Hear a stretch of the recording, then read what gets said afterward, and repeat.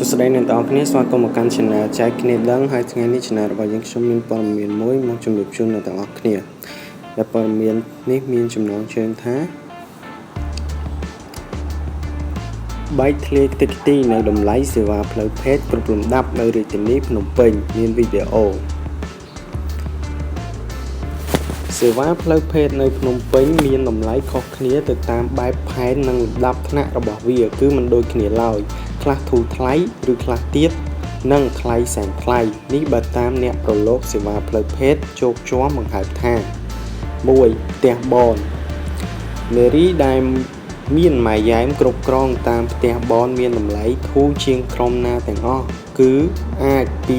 15,000 រៀលទៅ 20,000 រៀលក្នុងការបម្រើមួយលើកប៉ុន្តែផ្ទះបនមិនមានដូចមុនទេគឺមានតិចតួចក្នុងរូបភាពបិទបាំងទៀតតាំងពីអាជ្ញាធរចាប់ផ្ដើមរឹតបន្តឹងលុបបំបាត់2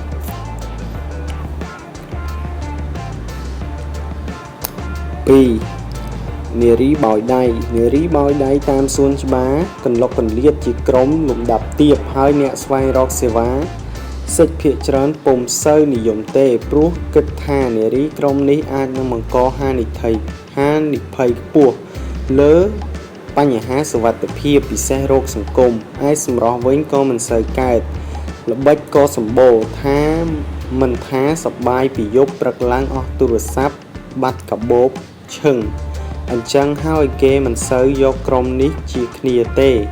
បើគេហ៊ានប្រថុយត្រូវចំណាយប្រមាណពី$20ទៅ$30ប៉ុណ្ណោះដើម្បីយកក្រុមនេះទៅផ្ទះសំណាក់ឬទៅកន្លែងណា3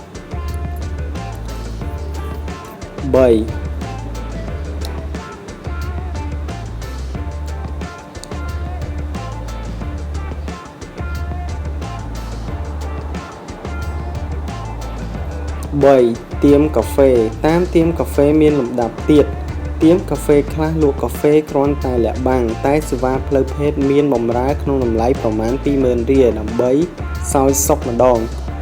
ឯហាងកាហ្វេខ្លះមិនមានទេការបម្រើផ្លូវភេទក្នុងនោះតែភ្ញៀវអាចចរចានាំអ្នកលើកកាហ្វេក្មេងៗទៅជាមួយក្នុងតម្លៃមួយយប់ចន្លោះពី$30ទៅ$50ប៉ុន្តែមិនមែនគ្រប់ហាងកាហ្វេសុទ្ធតែអញ្ចឹងទេបាទនេះគឺរូបភាព4ផ្ទះសំណាក់បើអ្នកគេងផ្ទះសំណាក់ខ្លះអ្នកឡង់សេនឹងសួរអ្នកថាត្រូវការឬអត់អ្នកត្រូវចំណាយយ៉ាងហោច$30ដើម្បីមានគ្នាគេងជាមួយពេញមួយយប់ប៉ុន្តែនារីកាន់តែកាលីបខ្ពស់អាចដល់$100មួយយប់5នារីការ៉ាអូខេឬBeer Garden នារីការ៉ាអូខេឬនារី Beer Garden មួយភាគបានលបលួចបម្រើសេវាផ្លូវភេទក្រោយចប់ម៉ោងការងារនេះជាក្រុមលំដាប់ខ្ពស់បន្តិចបើធៀបក្រុមលើភាគច្រើនគេត្រូវហោចណាស់ចាយលុយពី$30ទៅ$50ដើម្បីនាំនាងទៅជាមួយតែលំដាប់ខ្លះអាចហួសពី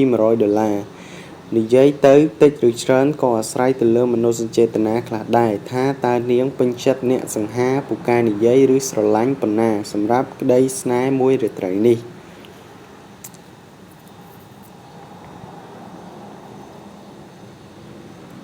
6សិស្សសាលាលើ Facebook មិនខ្វះទេឥឡូវនេះនារីរកស៊ីមួយចំនួនបានបន្លំដូចជាសិស្សសាលាបង្ហោះលេខទូរស័ព្ទបង្ហោះរូបឈូតសិចស៊ីតាម Facebook តាមក្រុមរកម៉ួយអ្នកខ្លះថាមានសិស្សសាលាខូចខលមួយចំនួនតូចហ្នឹងក៏លេងក្បួននេះដែរគេគេង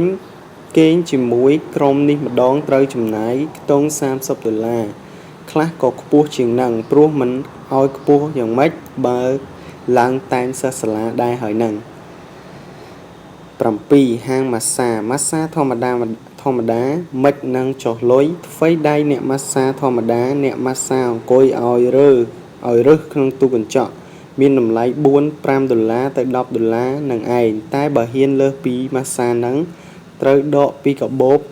$30ទៅ$50ទៀតទៅតាមសាច់ឈាមអ្នកម៉ាស្សា